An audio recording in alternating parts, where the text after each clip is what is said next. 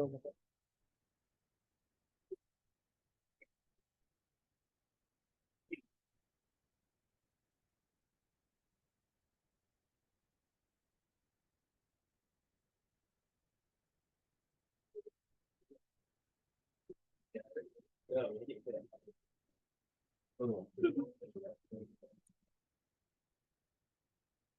mengucapkan Bismillahirrahmanirrahim. Acara rangkam acara rangkam camp pertama dengan tema dari desa dari kita dimulai. Alhamdulillahirrabbilalamin. Bersyukur kehadiran Allah Subhanahu wa Ta'ala. Salawat dan salam kepada Nabi besar Muhammad Sallallahu Alaihi Wasallam.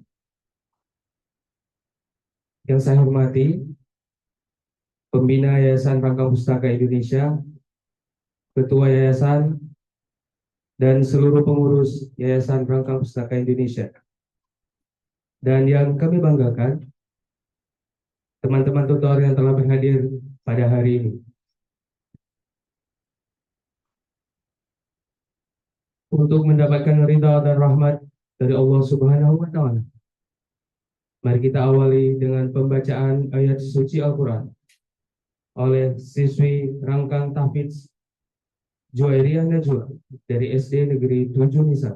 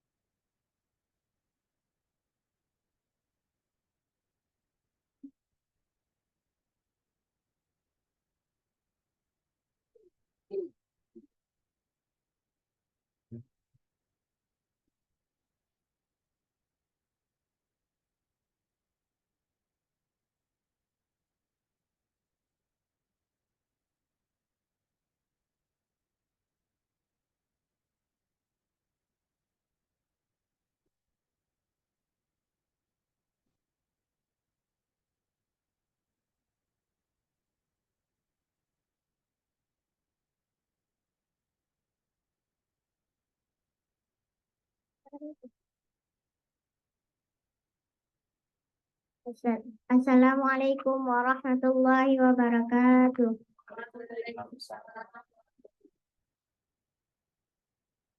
A'udzu billahi minasy syaithanir rajim. Bismillahirrahmanirrahim. Wa'tasimu bihablillahi jami'an wa la tafarraqu واذكروا نعمة الله عليكم إذ كنتم أعداء فألف بين قلوبكم فأصبحتم بنعمته إخوانا وكنتم على شفا حفرة من النار فأنقذكم منها كذلك يبين الله لكم آياته لعلكم تهتدون صدق الله العظيم. Assalamualaikum warahmatullahi wabarakatuh.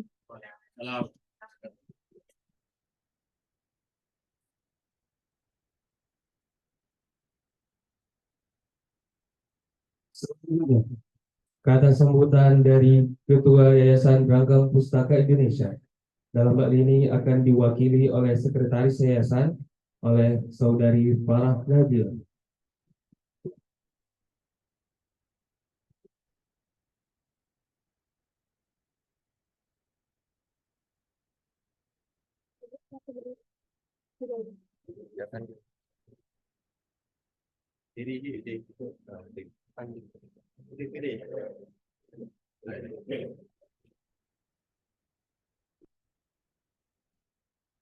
Assalamualaikum Assalamualaikum warahmatullahi wabarakatuh. Alhamdulillahirabbil alamin. Puji syukur kehadirat Allah Subhanahu wa taala karena berkat karunia-Nya kita dapat berkumpul di tempat yang sederhana ini. Salawat dan salam ke pangkuan alam Nabi besar Muhammad sallallahu alaihi wasallam. Karena berkat perjuangan beliaulah kita dapat merasakan nikmatnya kehidupan Islami seperti sekarang ini. Yang saya hormati pembina Yayasan Rangkang Pustaka Indonesia. Yang saya hormati kepada pengurus Yayasan Rangkang Pustaka Indonesia. Saya mewakili Ketua Yayasan Rangkang Pustaka Indonesia mengucapkan ribuan terima kasih kepada pembina Yayasan Rangkang Pustaka Indonesia yang telah berhadir secara online maupun offline. Kemudian ucapan terima kasih kepada seluruh pengurus sekaligus panitia yang sudah mempersiapkan acara Rangkang Camp 2023 jauh-jauh hari. Kemudian marilah kita sama-sama dapat mengikuti acara ini dengan baik sehingga acara kita dapat berjalan dengan lancar. Khususnya kepada teman-teman tutor dari Rangkang Pustaka sebagai peserta Rangkang Camp, semoga hari ini kita dapat menjadikan diri kita sebagai gelas kosong, yang mana kita dapat mengisi kekosongan tersebut dengan ilmu-ilmu yang akan kita dapatkan nantinya dari para pemateri. Demikianlah yang dapat saya sampaikan. Lebih dan kurang saya mohon maaf. Wabillahi taufiq wal hidayah. Wassalamualaikum warahmatullahi wabarakatuh. Waalaikumsalam.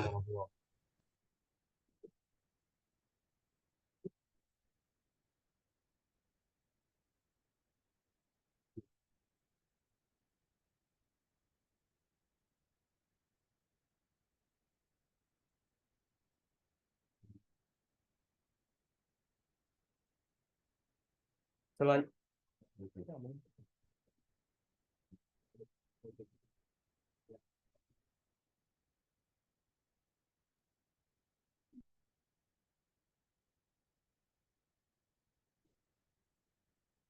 selanjutnya, sambutan dari founder Rumah Baca Rangkang Pustaka.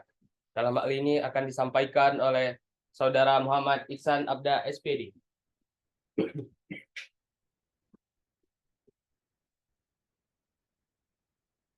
Assalamualaikum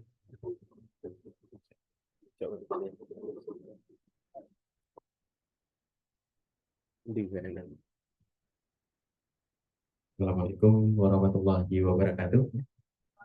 Waalaikumsalam.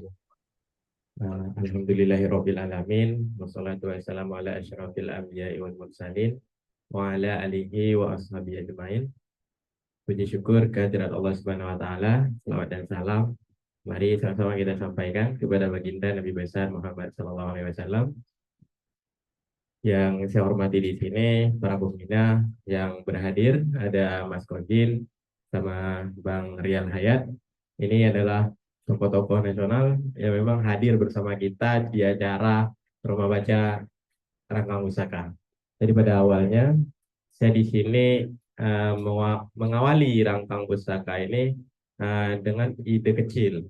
Waktu itu kami mengingat ada anak-anak di sini yang tidak mempunyai akses masa COVID. Jadi ketika masa COVID ya memang nggak belajar sama sekali, sehingga kalau di kota orang COVID tapi belajar, di kita itu COVID ya nggak belajar sama sekali. Oleh karena itu, itulah terbentuknya Rangkang Pustaka di masa-masa COVID. Nah, awalnya Rangkang Pustaka ini juga berawal dari Turun Tangan Aceh Utara, di mana kami meraih dan juga membuat Turun Tangan Aceh Utara itu bersumber dari Turun Tangan Lux Mawai sebelumnya. Saya aktif di Turun Tangan Lux Mawai 2016 sampai di Turun Tangan Aceh Utara 2022 dan kini membentuk Rangkang Pustaka yang sudah jauh. Alhamdulillah, terima kasih Mas Dodi sudah mewujudkan teman-teman untuk belajar menjadikan ini sebuah yayasan.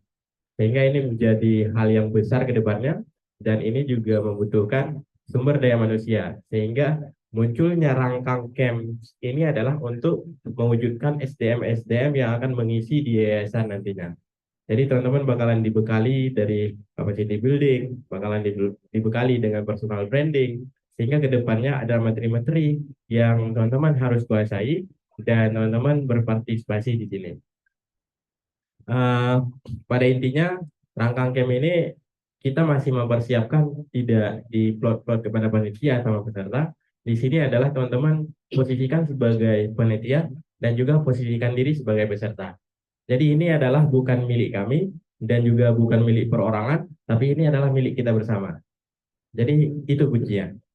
Kalau ini udah menjadi milik kita bersama, berarti yang menjaga ini adalah bukan Ihsan, bukan Bang Al, ataupun bukan Bang Kozin, tapi adalah teman-teman semua yang akan menjaga ini. Baik kami nanti berjuang di Jakarta, baik teman-teman berjuang di luar, sehingga teman-teman yang hadir dan aktif setiap hari Minggu di sini, itu adalah tempat teman-teman belajar. Dan teman-teman yang bakalan mewujudkan ini nantinya akan menjadi seperti apa Rangkang Pustaka ke depannya. Untuk itu, saya selaku eh, perwakilan daripada teman-teman semua di sini mengucapkan terima kasih yang sebesar-besarnya kepada teman-teman udah mau berhadir di kegiatan ini. Mungkin kegiatan ini nampaknya simpel, nampaknya kecil, tapi impact-nya besar. Bahkan ketika teman-teman saya tuh ingin join, mereka nggak bisa akses join karena ini tertutup hanya untuk tutor-tutor Rangkang Pustaka. Tepuk tangan dulu. Jadi ada teman-teman saya tuh di Bogor minta join. San, boleh nggak join untuk di Rangkang Camp? Wah, kali ini belum bisa. Mungkin di Rangkang Camp 5 atau di Rangkang Camp 6 baru kita mendatangkan orang-orang nasional yang bakalan mengikuti kegiatan ini. Kalau untuk ini, SDM kita yang harus kita kapasitaskan, harus kita scale up sehingga teman-teman semua yang bakalan belajar di sini. Ini pelan-pelan, jadi nggak usah berekspektasi terlalu besar. Karena dulu ketika kami di Turun Tangan, itu adalah start small, think big, start small, and act now. Jadi ketika kita berpikir besar, kita berbuatnya kecil. Tapi berbuatnya kapan? Sekarang. Nah, ketika di Rangkang Pustaka, ketika orang-orang udah hadir ke kota, hadir ke luar sana, itu dimulai dari mana? Pasti mereka punya desa kelahiran. Makanya tagline kita itu adalah dari desa, dan nggak akan dimulai dari orang lain, tapi dimulainya dari kita. Maka dari itu, tagline Rangkang Pustaka pada hari ini kami resmikan dari desa, dari kita. Nanti kegiatan akan dibuka dan arahan dari Mas Kozin langsung selaku orang tua kita, orang tua kami, yang juga teman-teman. Di sini ada Bang Rial Hayat yang juga nanti bakalan mengisi panel diskusi, di mana diskusi nanti rame-rame dan akan ini juga peserta banyak cewek ya Bang ya. Karena kapasitas kayak gini. Oke, terima kasih. Ini aja yang cukup yang dapat saya sampaikan. Mungkin kekurangan, saya mohon maaf. Wabillahi taufiq wal hidayah. Assalamualaikum warahmatullahi wabarakatuh. Waalaikumsalam warahmatullahi wabarakatuh. Selanjutnya, arahan dan bimbingan sekaligus pembukaan dari Saudara Muhammad Kozin Amirullah, SPI MA.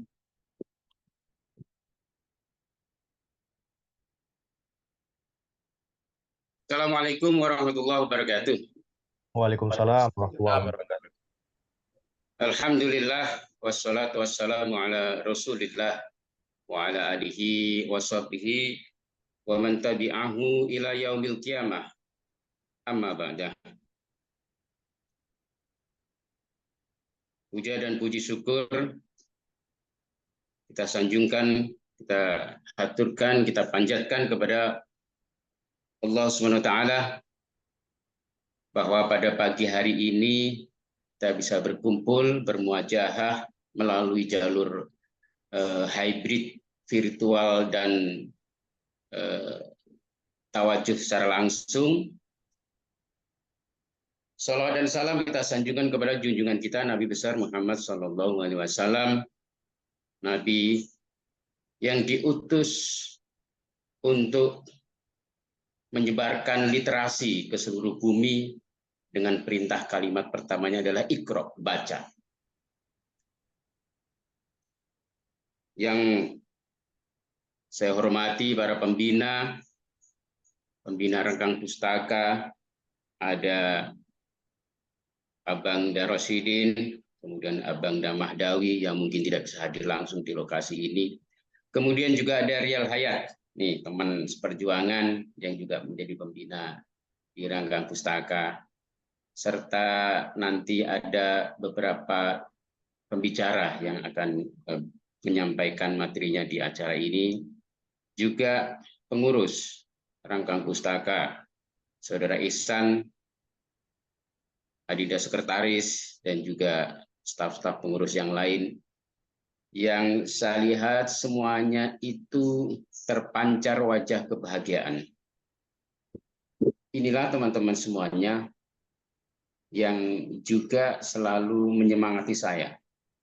Melihat yang tadi Ihsan bilang itu, hal-hal yang mungkin dianggap kecil, tetapi sesungguhnya yang besar itulah awalnya dari yang kecil-kecil.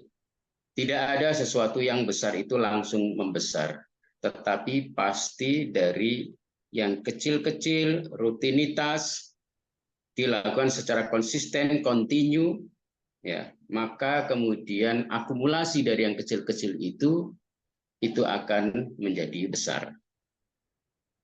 Makanya kunci dari sebuah kesuksesan, ya, untuk mewujudkan sesuatu yang besar itu adalah konsistensi, istiqomah. Ya. Potensi yang besar, kecerdasan yang tinggi tidak akan membuahkan hasil kalau tanpa kesabaran dan konsistensi, keistiqomahan. Begitu. Jadi istiqomah itu nilainya itu jauh lebih besar. Bahkan ada sebuah pepatah Arab mengatakan begini, al-istiqomah khairu min alfi karomah. Jadi istiqomah itu nilainya itu lebih baik daripada 1000 karomah. Karomah itu kan kelebihan. Atau kelebihan itu maknanya bisa luas. Bisa kecerdasan, bisa talent, bisa mungkin kelebihan sumber daya, begitu ya. Banyak dana gitu ya. Nah, istiqomah itu nilainya 1000 kali lebih besar daripada kelebihan-kelebihan yang kita miliki. Artinya apa? Yang menentukan sesuatu yang menjadi besar, yang dari kecil menjadi besar itu adalah konsistensi tadi. Nah, bekal dari konsistensi adalah sabar. Sabar untuk melakukan hal-hal yang mungkin kecil, ringan, dianggap remeh-temeh, gitu ya.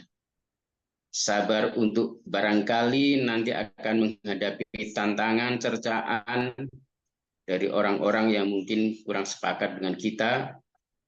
Sabar untuk mengembangkan jaringan, meyakinkan orang-orang agar bergabung bersama gerakan kita.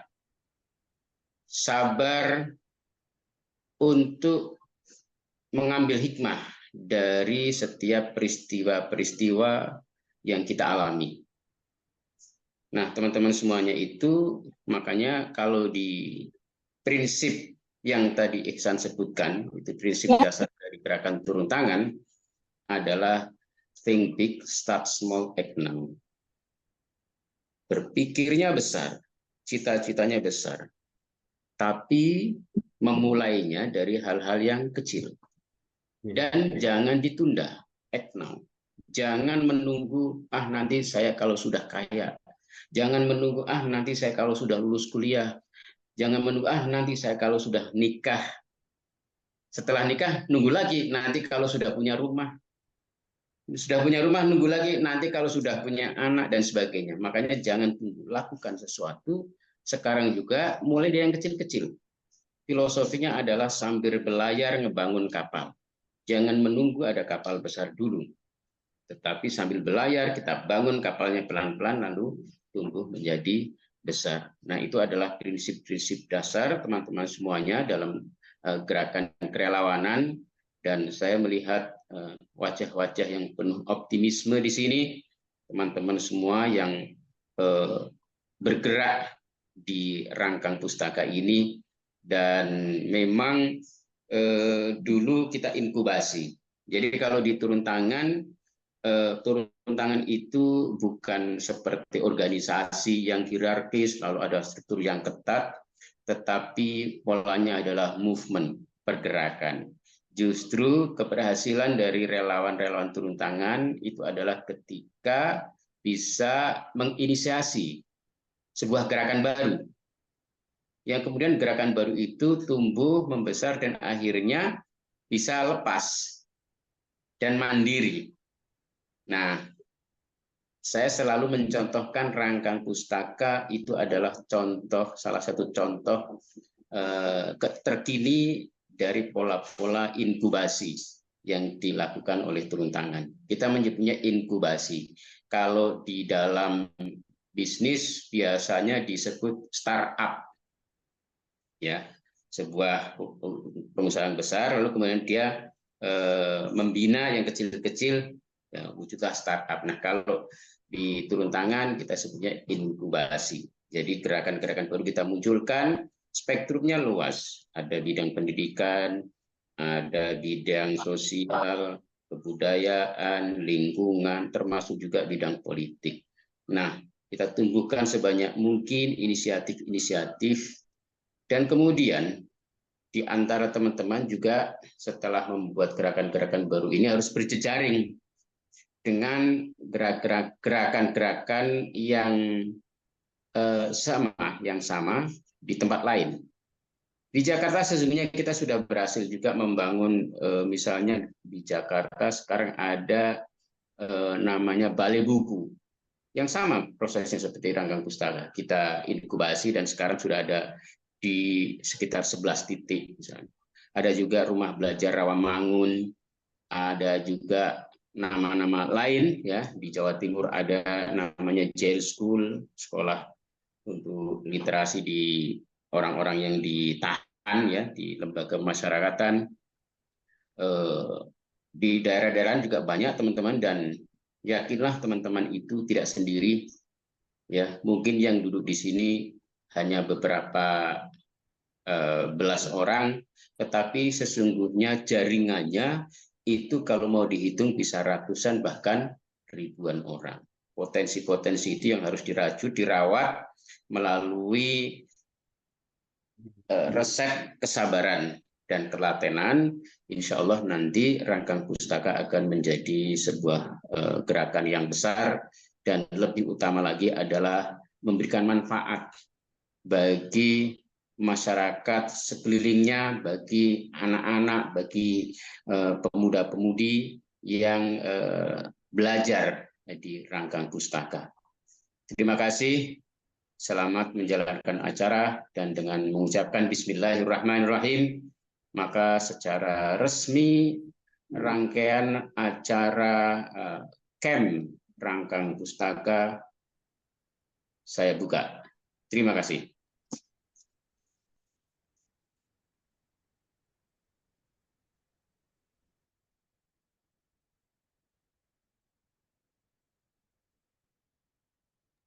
Assalamualaikum warahmatullahi wabarakatuh. Waalaikumsalam. Pembacaan doa oleh Izul Naharudi SE.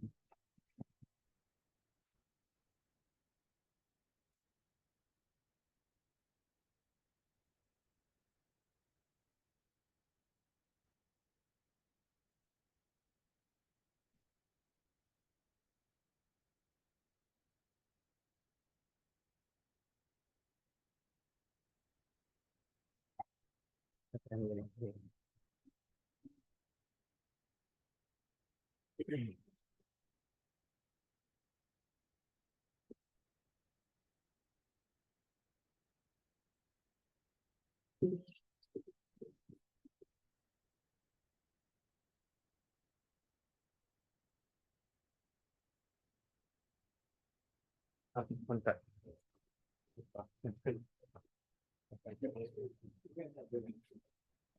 بالله من الشيطان الرجيم بسم الله الرحمن الرحيم الحمد لله رب العالمين حمدا يوافي نعمه ويكافئ مزيده يا ربنا لك الحمد كما ينبغي لجلال وجهك الكريم وعظيم سلطانك اللهم صل على سيدنا محمد وعلى آله وصحبه أجمعين اللهم إنا نسألك رضاك والجنة ونعوذ بك من سخطك والنار اللهم إنك عفو كريم حليم تحب العفو فاعف عنا يا الله يا كريم اللهم اغفر لنا ذنوبنا وذنوب والدينا وارحمهما كما ربيانا صغيرا ولجدنا ولجداتنا ولأستاذنا ولأستاذاتنا ولجميع المسلمين والمسلمات والمؤمنين والمؤمنات الأحياء منهم والأموات برحمتك يا أرحم الراحمين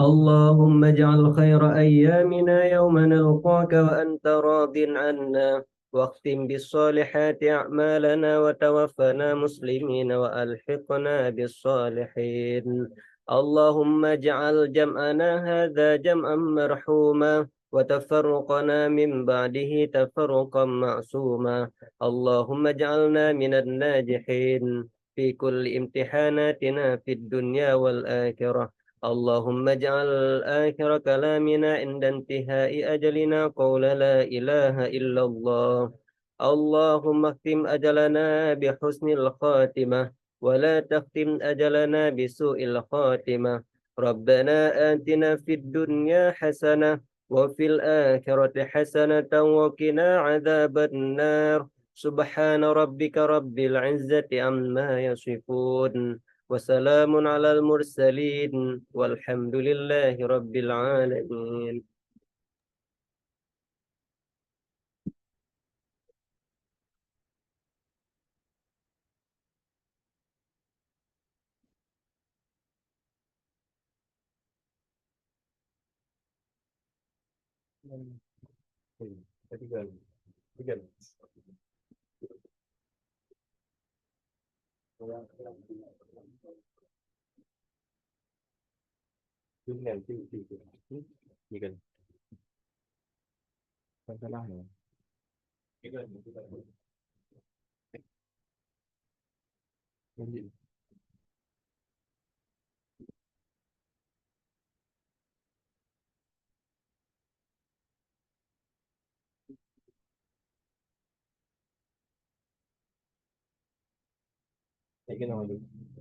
Dengan berakhirnya doa, berakhirlah sesi pembukaan rangkang camp kita pada hari ini.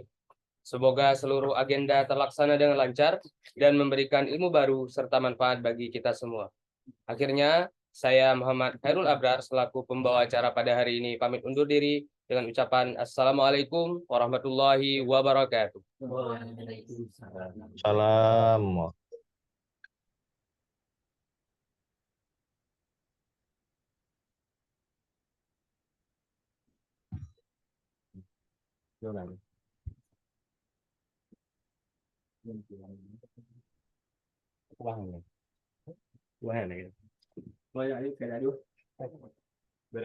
Terima kasih Mas Kosin. Terima kasih Oke, kawan-kawan. saya pamit ya. Terima kasih. Yuk, Assalamualaikum. Waalaikumsalam.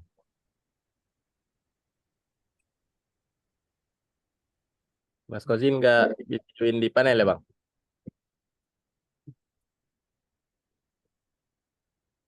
Kenapa?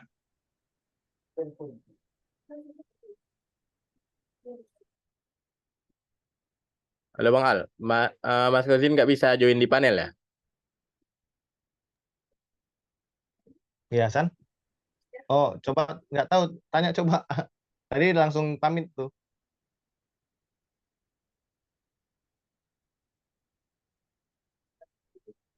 Apa ada sesinya? Ada sesinya ini.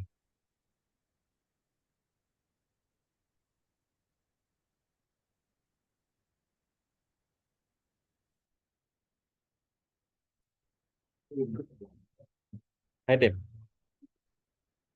goyang lah.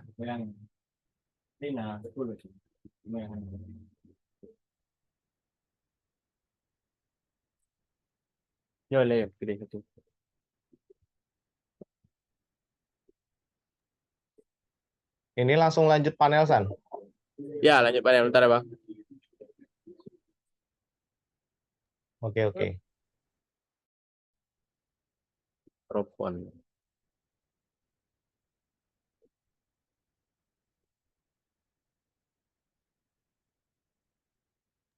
Nah, Bang, nanti juga lah. Berapa orang pesertanya tuh? Gimana, Bang? Pesertanya berapa orang? Udah berapa orang? Tutor semua. 12, ada 13. Tutor semua ya? Item mic kan? Item Bang. Waalaikumsalam. Bang, kedengar nggak suara mic? Suara kalau nggak pakai mic? Dengar, dengar. Bang, kedengar nggak suara kalau nggak pakai mic? Dengar, dengar, dengar.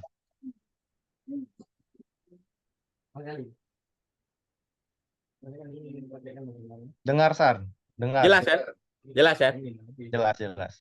Oke. Ini ada Mbak Siti Aminah yang join. Suara Abang jelas juga ya? Jelas, aman. Berapa orang tadi? 12, 13 orang? Tutor.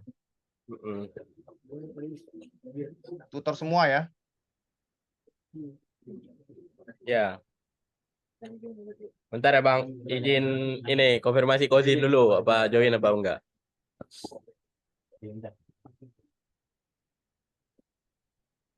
Mau aja.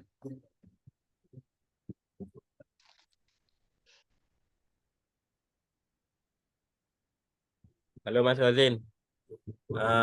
Tadi kan sesi pembukaan, ini mau sesi panel, Mas Kozin bisa join.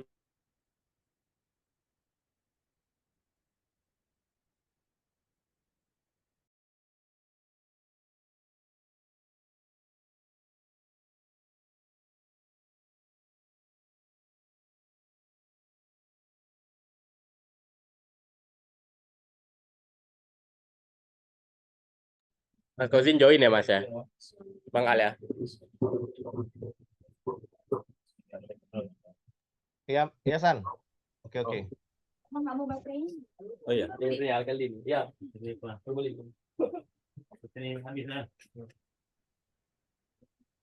Itu tutornya perempuan semua ya? lumayan. Laki-lakinya berapa? Apa? Perempuan semua tutornya. Ya, yang ada cowok juga, cuman agak ke samping. Oh iya. Berapa laki-laki, berapa perempuan? Rame secara keseluruhan, tapi enggak Yang pada hadir, yang kita pada hadir, join hari ini, join besok. yang hadir hari ini? Baterai. Berarti ini enggak ngaruh kan? Oke Bang. Sambil kita ini Mas Kozin. Mas Kozin katanya join lagi. Yang hadir hari ini berapa orang? Laki-laki berapa Hadir orang hari perempuan? ini laki-laki 3 termasuk Isan, ada perempuan ada 10. 11. Hah? Ada 11 orang Bang. 11. Oh. Banyak ya. Oke, kita mulai Bang. Ya, oke, silakan San. Saya ingin cek suaranya kedengaran ya Bang. Dengar Oke. apa? Assalamualaikum warahmatullahi wabarakatuh. Waalaikumsalam.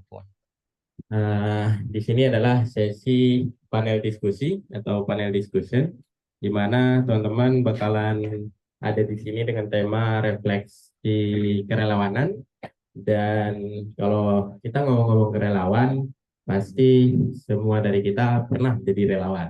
Walaupun kita nggak sadar bahwa kita itu melakukan hal tersebut adalah relawan. Contoh kalau di rumah, ketika orang tua nggak nyuruh apapun, kita melakukan sesuatu, itu adalah suatu hal yang dikatakan relawan. Tapi kalau di untuk mengubah suatu negara, ya kita nggak bisa dengan diri kita sendiri gitu. Jadi di sini kita bersama, kita harus satukan visi, dan orang yang hadir di sini adalah orang yang visinya udah sama, tapi misi kita itu yang belum. Jadi misi-misi ini yang harus kita samakan sehingga visi ini juga terwujud.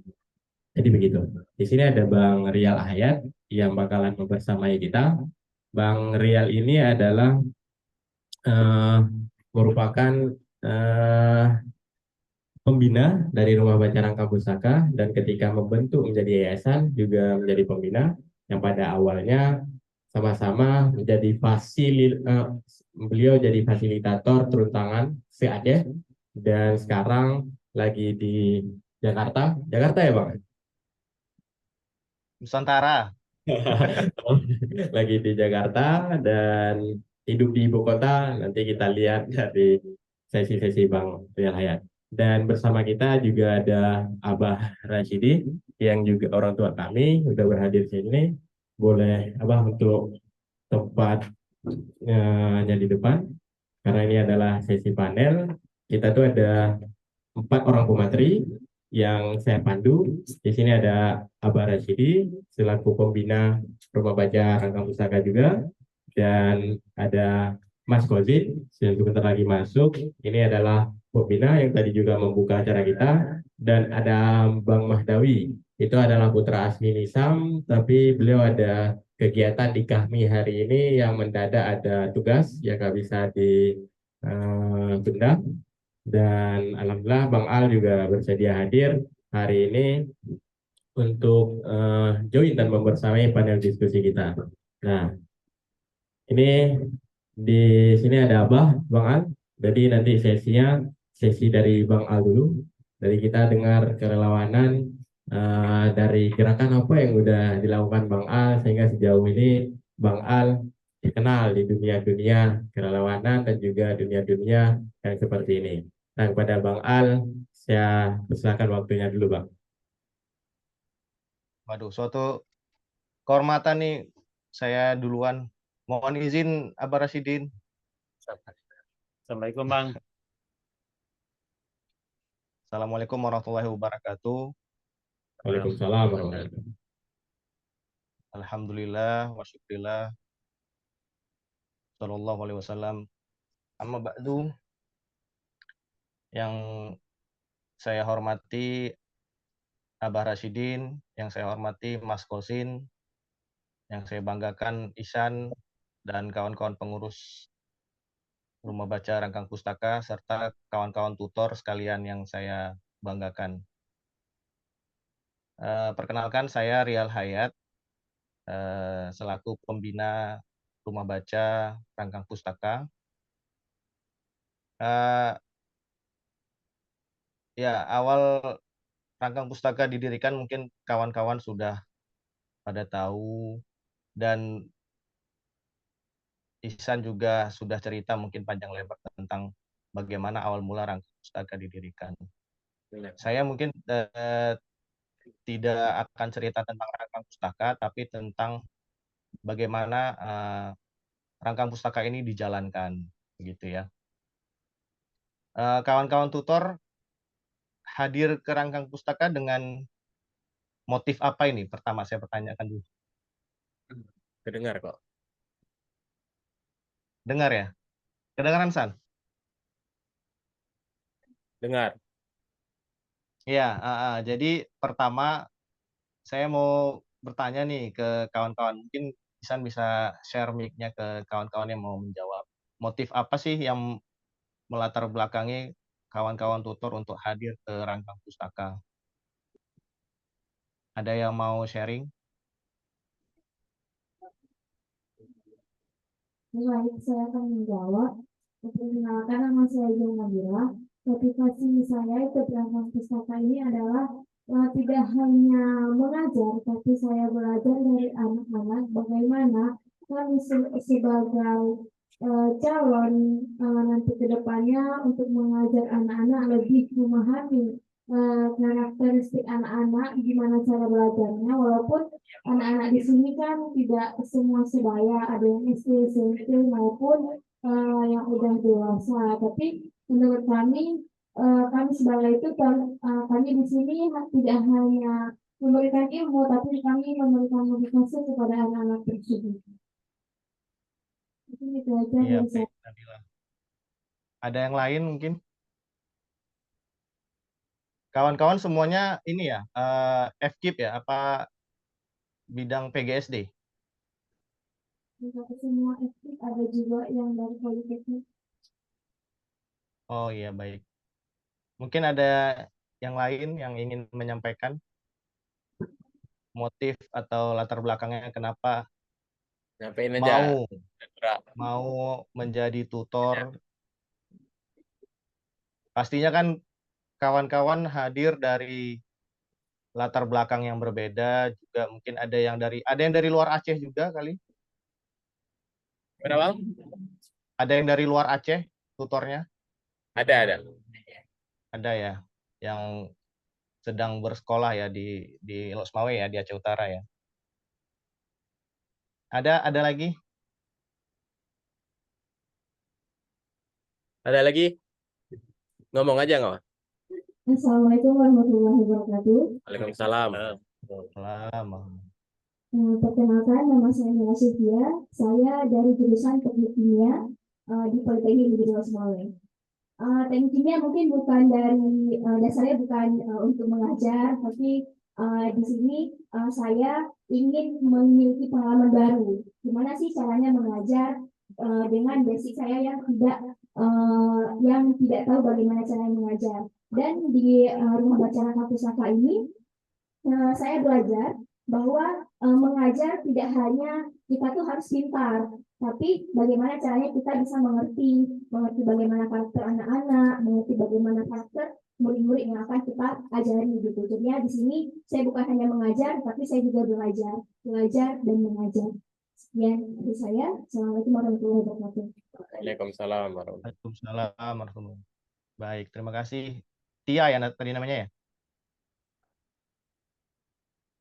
Nura.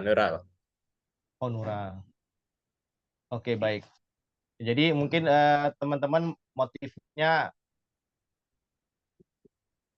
belajar dan mendapatkan ilmu baru ya. Sekaligus juga beradaptasi dengan adik-adik bagaimana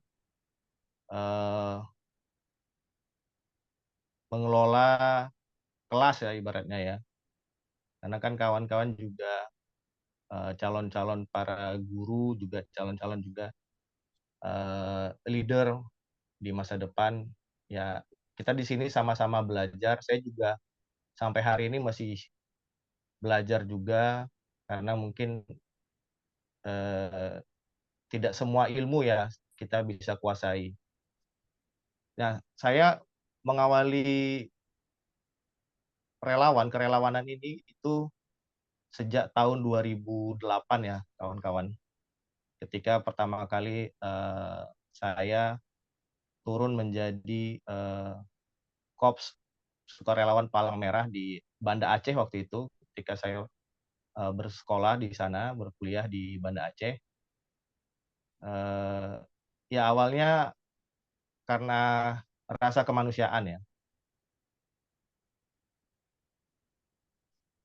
Saya melihat waktu itu kawan-kawan saya di Banda Aceh itu banyak juga yang mengalami trauma ketika gempa dan tsunami Aceh gitu. Sehingga saya tertarik untuk memberikan apa ya, kalau kita bilang hiburan ya dalam tanda kutip ya. Jadi kita datang ke daerah, ke desa waktu itu di Aceh Jaya, dan memberikan hiburan juga tes kesehatan bagi teman-teman di sana. Awalnya mungkin sama seperti teman-teman, ingin mendapatkan ilmu baru, ingin mendapatkan suasana yang berbeda dari sehari-hari gitu. Tapi lama-kelamaan saya merasa nikmat, enjoy gitu ya menjalaninya, dan juga ada rasa yang tidak bisa digambarkan ketika kita bisa membantu orang lain. Ya, mungkin teman-teman hadir di sini eh, Ihsan dan kawan-kawan tidak menggaji atau tidak memberikan insentif ya dalam tanda kutip. Pasti teman-teman juga mengeluarkan biaya sendiri dengan sukarela untuk hadir mengajar. Kalau Ihsan bilang tadi apa, relawan di rumah juga relawan gitu. Dulu kalau kita bahasa di sukarelawan itu, relawan itu rela untuk tidak melawan. Jadi apapun yang kita kerjakan, ya sebisa mungkin kita terima gitu. Ya mungkin kita datang ke satu lokasi, ke satu daerah, ya hanya diberikan air putih saja itu sudah luar biasa ya. Karena niat kita kan memang untuk membantu menjadi relawan. Dan teman-teman juga perlu ketahui bahwasannya kita di Indonesia ini punya apa ya, punya prinsip atau punya satu ya prinsip lah ya kalau kita bilangnya, gotong royong ya. Teman-teman tahu ya gotong royong ya. Mungkin sekarang kata-kata gotong royong itu sedikit diabaikan oleh teman-teman ataupun dengan orang-orang di luar sana. Padahal itu adalah prinsip yang sangat maknanya sangat mendalam sekali ya khususnya bagi kita, bagi masyarakat Indonesia. Kalau bahasa kekinian itu kolaborasi. Nah, jadi teman-teman hari ini sudah sangat baik dan sudah mau menafkahkan waktu dirinya untuk berkolaborasi dengan Rangkang Pustaka. Ya, kami dari pembina mengucapkan terima kasih banyak. Nah, juga teman-teman kita di Indonesia ini kan, kalau relawan itu kan ya tadi ya, kita mendaftar ya. Dulu Ihsan membuka pendaftaran ya buat teman-teman tutor. Enggak, Bang. Jadi sistem kita di sini itu dari teman ke Merekrut teman. merekrut langsung ya dari teman ke teman. Nah, ini juga mungkin teman-teman perlu ketahui juga bahwasannya itu kayaknya hanya di Indonesia deh kalau relawan itu langsung join ya atau langsung masuk ya. Tidak ada proses pendaftaran atau apa istilahnya dalam mengisi formulir seleksi sebagainya. Karena kalau di luar negeri, teman-teman, itu menjadi relawan atau volunteer itu berbayar. Nah, jadi tidak semua kegiatan bisa diikuti dengan secara free atau gratis gitu ya. Ada kegiatan-kegiatan yang berbayar. Nah, bersyukurnya kita di Indonesia ini tadi ya, dengan adanya prinsip gotong royong, kolaborasi, sehingga kita bisa melakukan aktivitas seperti sekarang ini, seperti ini, dengan free gitu, dengan gratis. Gitu. Bahkan teman-teman bisa menyalurkan hobinya atau menyalurkan skill-nya, juga mendapatkan feedback dari apa yang teman-teman kerjakan, khususnya di Rumah Baca Rangkang Pustaka. Nah, singkat cerita, saya 2013 itu bergabung dengan Turun Tangan. Waktu itu saya berada di Banda Aceh, jadi saya bergabung dengan Turun Tangan Banda Aceh. Nah, uniknya waktu itu Banda Aceh tidak mau pakai nama Banda Aceh, sehingga memakai nama Aceh, jadi seluruh Aceh. Nah, awal mulanya Turun Tangan ini relawan dibentuk oleh Mas Anies Baswedan dan bersama dengan teman-temannya untuk sama-sama kita turun tangan menyelesaikan permasalahan yang ada di sekitar kita. Nah, sampai hari ini sudah ada di sekitar 65 atau 66 kota kabupaten se-Indonesia. Kalau misalnya ini Mas Kosin nanti boleh bantu Mas, dikoreksi Mas kalau misalnya saya belum update lagi Mas. Oke, sudah 80. 80 ya, oke baik. Saya Tepat. koreksi 80 kota dan kabupaten se-Indonesia. Jadi turun tangan ini bergeraknya dari tingkat masyarakat, dari tingkat mahasiswa, tingkat pelajar gitu ya. Intinya adalah untuk menyelesaikan persoalan yang ada di sekitar atau di lingkungan kita bersama.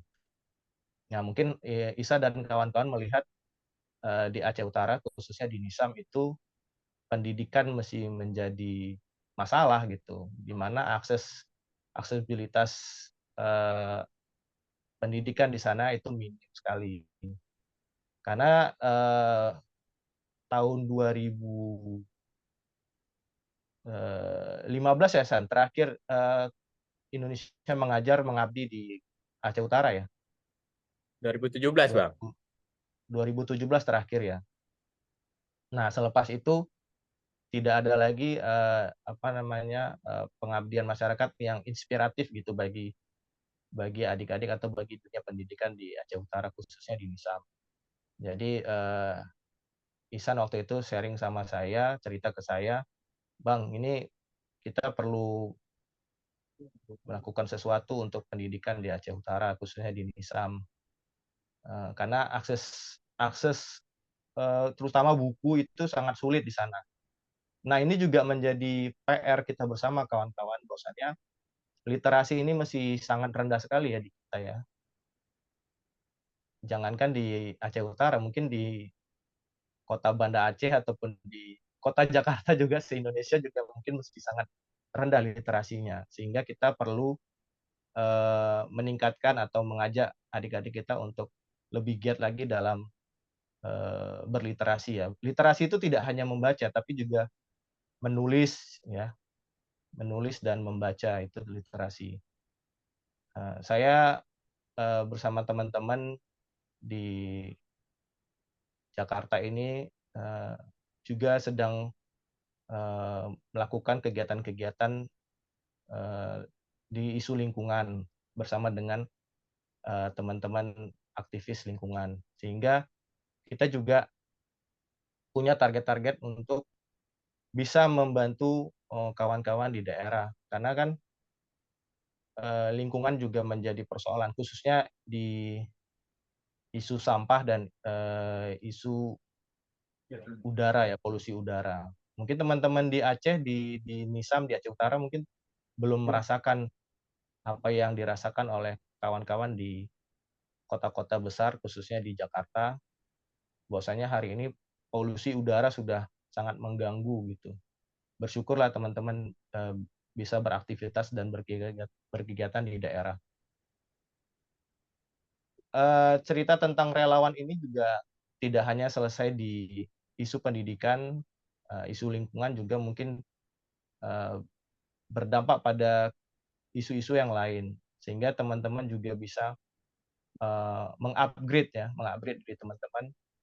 Selesai dirancang misalnya, teman-teman apa yang ingin teman-teman lakukan, itu juga perlu perencanaan ya tentunya dari diri masing-masing, dari teman-teman sendiri. Ya, saya berharap rumah baca Rangkang Pustaka ini memberikan sedikit inspirasi buat teman-teman, sehingga teman-teman bisa dengan mudah untuk merancang kegiatan-kegiatan selanjutnya. Mungkin itu saja dari saya, lebih dan kurang saya mohon maaf. Wabillahi taufiq wal hidayah. Wassalamualaikum warahmatullahi wabarakatuh. Waalaikumsalam warahmatullahi wabarakatuh. Terima kasih Bang Al atas sharing ilmunya, di mana juga Bang Al ini juga aktif di lingkungan ya Bang ya. Betul. Jadi Bang Al ini lebih fokus ke bidang lingkungan, di mana sharing juga kegiatan-kegiatan relawan itu di bidang lingkungan, tidak hanya juga di bidang pendidikan. Sebelum ke Mas Kozin, nantinya kita beri waktu dulu kepada Abah melihat bagaimana sih pandangan dari keagamaan tentang kerelawanan. Nah, mungkin waktu sekitaran 15 sampai 20 menit dan dipersilakan.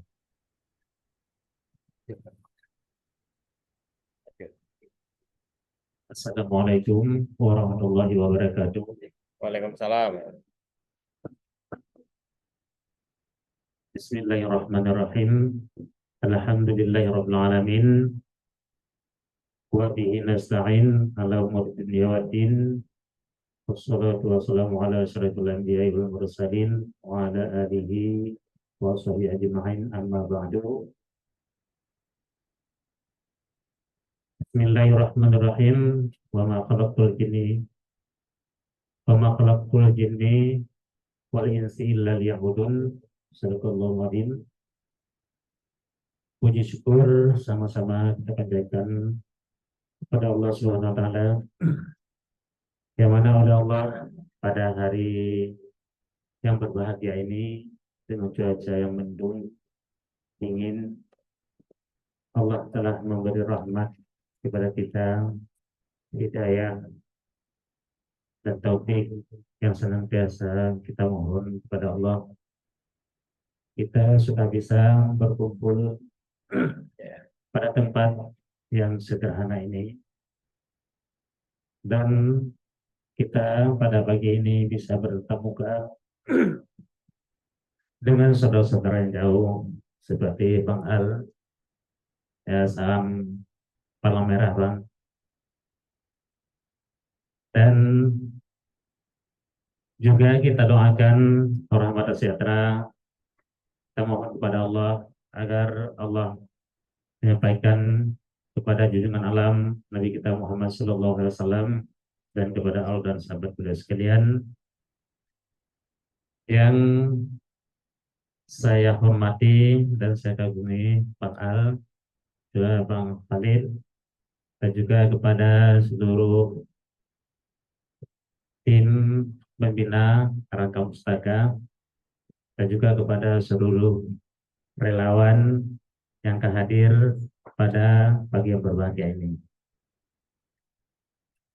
Sebagaimana kita memahami dengan kita belajar, melihat, juga mendengar, juga yang sudah kita laksanakan selama ini tentang masalah relawan yang kita sebut, tetapi pada hakikatnya kehidupan kita di dunia ini sebagai media Allah memperkenalkan kekuasaannya dan kebesarannya kepada makhluk. Maka Allah menciptakan manusia, wa ma khalaqtul jinni wal insi illa liya'budun. Allah menciptakan jin dan manusia hanya saja tujuannya bukan tujuan bagi Allah, cuma kita hanya mengatakan demikian, yaitu untuk menjadi hamba Allah, liya'budun. Maka liya'budun itu luas sekali maknanya. Kalau kita bahas tidak cukup satu hari mungkin, tetapi karena dalam waktu yang singkat ini, sebagaimana yang telah kita dengar tentang masalah kerelawan, sebenarnya itu cuma kata-kata yang kita ucapkan, kita tulis, juga kita bahas tentang masalah gerakan kita manusia berbuat di atas bumi ini selama kita masih diberi Allah umur, karena tujuan kita bukan hidup, tetapi yang tujuan kita adalah kematian.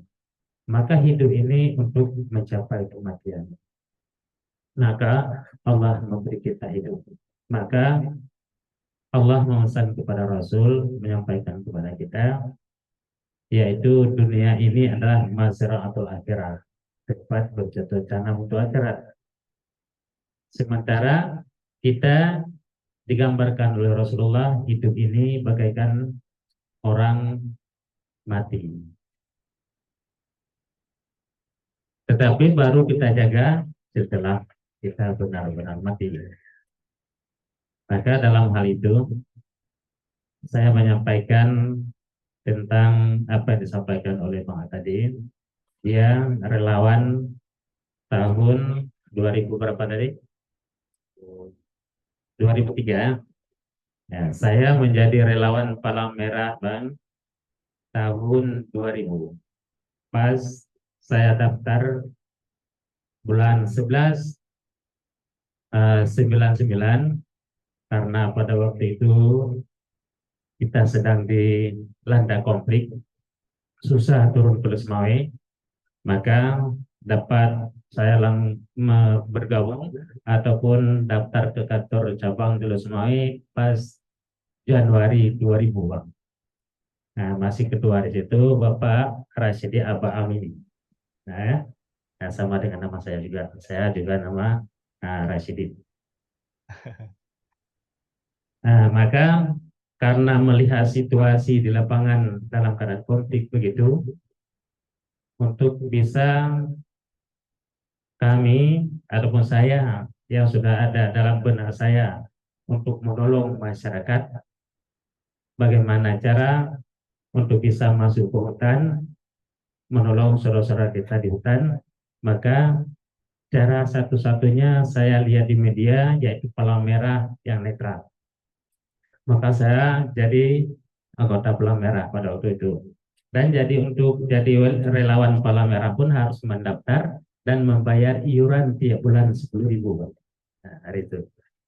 Maka saya juga siap demikian karena dalam jiwa saya adalah mendorong untuk bagaimana berbuat kemanusiaan itu. Sehingga saya jadi relawan Palang Merah mulai tahun 2000, Januari 2000 sampai sekarang. Nah, dan saya selalu diberi tugas oleh kawan-kawan sebagai bendaharawan dari pertama sampai sekarang, dan kami tinggal di Nisam, ranting Nisam atau kecamatan Nisam tinggal 7 orang. Dari dulu waktu konflik itu 35 orang yang datang, sehingga kami tinggal 7 orang. Sehingga saya bilang sama kawan-kawan, kita yang tinggal 7 inilah yang dipercaya oleh Allah. Kalau kita baik, kita dianggap ini sebagai dia 7, saya bilang kan. Kalau kita salah menjalankan, berarti kita, kalau bahasa Aceh dibilang pencuri 7 kan, itu salah. Karena kita tujuan bukan mencari ridha Allah, karena sudah mencari ridha uang kan. Nah, karena relawan itu kalau saya bilang rela yang bekerja tanpa uang, karena kita yang mengeluarkan sendiri uangnya. Maka ini yang selalu saya sampaikan pada kawan-kawan, karena dasarnya saya adalah guru pengajian, karena saya dididik di pesantren.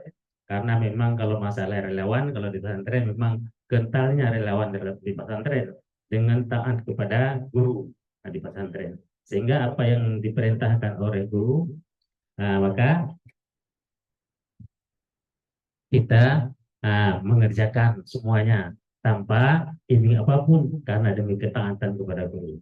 Maka itulah mungkin hidayah dari Allah kepada kami dan juga kepada kita semua, sehingga ada di mana kita untuk berbuat sesuatu, memberi tanpa mengharap balasan dari manusia, tetapi hanya kita mencari imbalan ataupun balasan daripada ridha Allah. Maka dengan masalah kita sudah menjadi relawan dan ada adik-adik ataupun kawan-kawan yang lain daripada mahasiswa, bagaimana bisa menjadi relawan, tentu banyak ceritanya dan masing-masing beda. Tetapi pada dasarnya dari segi keagamaan dan ilmu yang saya pelajari dari pesantren, ini semua memang kalau kita lihat dari pembahaman akidah Islamiyah, yaitu itikad 50 juga, berarti kan sudah dari pertama kita, zuriat kita diciptakan untuk ini.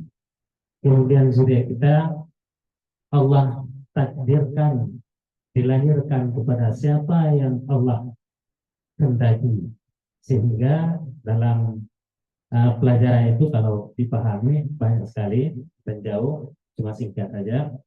Maka Allah menghendaki, Allah memilih jodoh manusia, sehingga kadang-kadang ibu kita orang Aceh, ya, ayah orang Jawa, tetapi kita lahir dari situ. Karena di sini lihat Allah melahirkan, Allah mempertemukan dua manusia. Sehingga lewat proses itu Allah melahirkan lewat rahim. Maka nama Allah yang selalu kita bagikan Bismillahirrahmanirrahim. Rahmat, Rahman, sifat Allah, kasih sayang Allah di dunia dan di akhirat tanpa batas kepada siapapun. Tetapi khusus pada ujung yang kedua, yaitu Ar-Rahim, yang dikhususkan kepada kasih sayang Allah kepada orang yang diridhai oleh Allah dan taat dan patuh kepada apa yang diperintahkan oleh Allah melalui Rasul. Maka kita ini yang sudah menjadi relawan, maka wajib kita bersyukur kepada Allah. Allah telah memberi hidayah kepada kita. Ini hidayah dari Allah yang wajib kita bersyukur. Mungkin orang lain ingin juga yang menjadi seperti ini, tetapi kenapa tidak mampu dan tidak terpanggil, bahkan tidak tertarik, padahal dalam hatinya dia berperang dalam hatinya. Kenapa ada kelompok itu? Nah, ada kelompok orang kampus pustaka, mereka berkumpul bergembira di sana. Mereka tidak punya uang, mereka bukan orang kaya, kok bisa bergembira?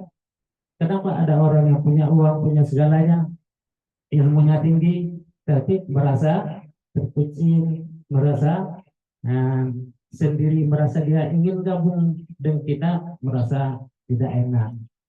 Ingatlah, itu hidayah Allah. Dunia tidak mendapatkan hidayah Allah. Karena dengan hidayah itu, yang pertama Allah memberikan kepada kita hambanya, dengan kasih sayangnya Ar-Rahman tadi, ya Allah memberi hidayah. Tetapi setiap Allah telah memberi hidayah, belum tentu kita dapat tauhid. Karena dalam Islam atau dalam kitab yang kami pelajari, hidayah program.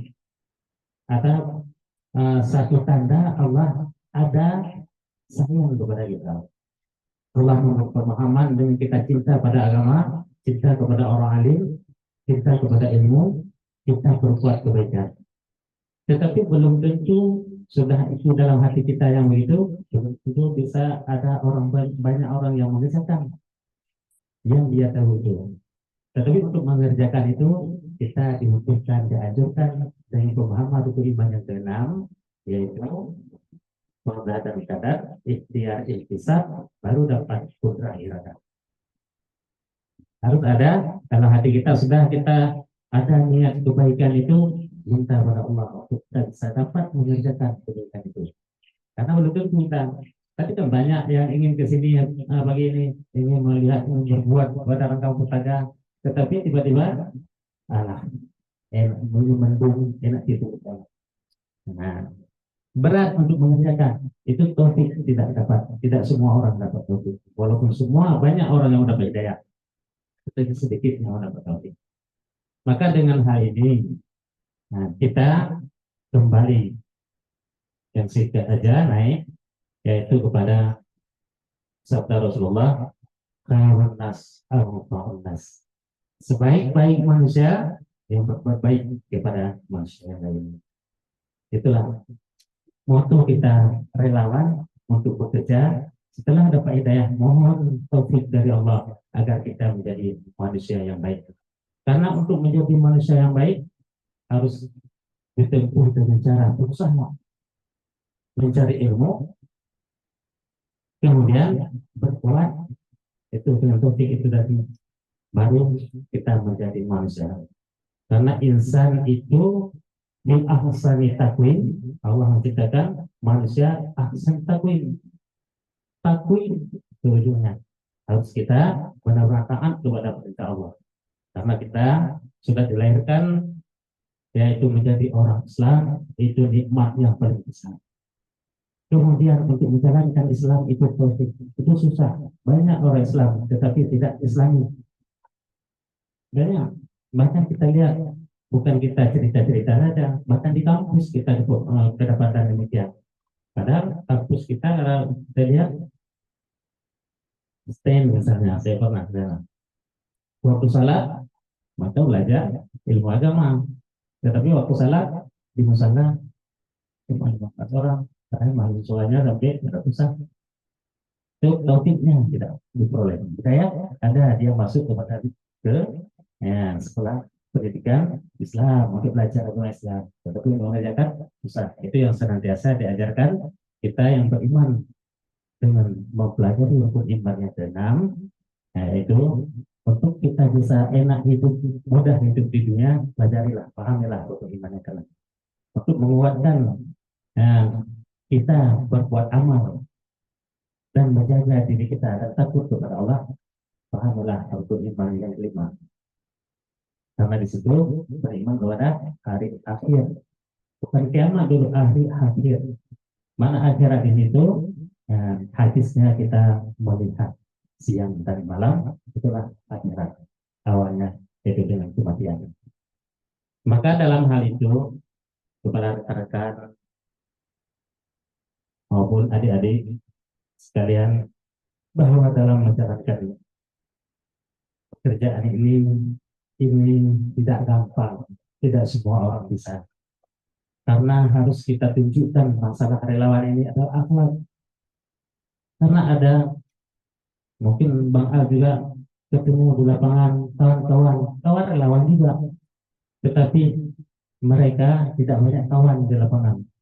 Kenapa? Akhlaknya tidak ada.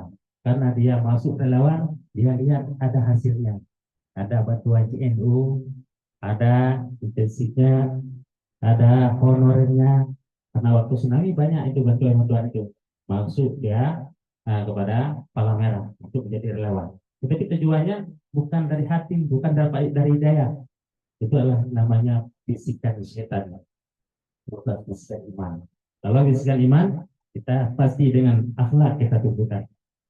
Nah, maka saran saya kepada adik-adik relawan, rekan-rekan yang menjadi relawan, maka belajarlah ilmu agama yang kuat, memahami etika 50 yaitu iman, kemudian pelajari Islam yang baik, kemudian berbuat Islam dengan baik, HPD kita dengan Islam karena agama itu agama kita. Nah, harus buat tunjukkan sikap kita, karena al-adabu fawqal ilmi, adab di atas ilmu, la adaba bahu adabah, tidak punya adab dia berlebihan. Maka untuk mendakwah agama sambil kita menjadi relawan lebih baik dan lebih cepat dan mudah bagi kita. Yang pertama kita tunjukkan adab. Maka akhlak yang kita tunjukkan, kasih sayang kepada manusia, bahkan kepada makhluk yang Rasulullah mengajarkan, bukan kepada manusia, kepada makhluk, yaitu kepada binatang juga. Maka sikap baik yang kita tunjukkan, kita kasih kepada makhluk, maka dengan itu kita bisa menyampaikan apa yang kita mau sampaikan. Tetapi kalau kita punya ilmu tinggi, bisa hafal Al-Quran, ilmu semua kita peroleh, matematik, kimia, sanggup kita semua. Tetapi kita tidak punya akhlak, maka nilai tidak ada orang belajar sama kita. Terus terang, saya bukan orang alim, saya hanya guru ngaji, hanya 11 tahun di pesantren. Dan saya tidak punya balai pengajian sendiri, saya tidak punya daya. Tapi dengan kerelawanan tadi, mulai saya di pesantren menyampaikan, memberi ilmu dan memberi apa yang bisa saya berikan kepada makhluk yang lain, kepada manusia, maka dengan itu. Dan saya pun sampai hari ini bukan orang kaya, tetapi saya tidak melarat. Terus terang bukan ini jadi sombong yang saya sampaikan, tetapi ini kenyataan yang saya alami. Dan saya pernah meninggalkan aktivitas kerelawanan, artinya mengurang waktu menjadi saya berbakti kepada masyarakat, mencari harta, mencari rezeki atau mencari uang terus terang. Saya tidak peroleh itu. Tetapi dengan saya memberi ilmu yang saya miliki, memberi kasih sayang kepada anak-anak, dengan saya membuat mengajar anak-anak sekarang, yaitu dari SD kelas 1 itu senang SD. Saat anak-anak pulang sekolah sore, jangan dia berlalang di kampung, di rumahnya, maka saya tampung di MPN. Sekarang ada murid 253 orang. ada 12 kelas dari kelas 1 tanah 1 kelas 6. Ada guru 27 orang guru. Maka setengah hari sore saya di sana menghabiskan waktu. Kalau malam ada pengajian muslim itu ibu-ibu. Setengah hari pagi saya mencari rezeki. Cuma sedikit waktu. Kalau dibandingkan dengan matematik dengan beberapa yang ibu matematik dikalikan mungkin apa itu?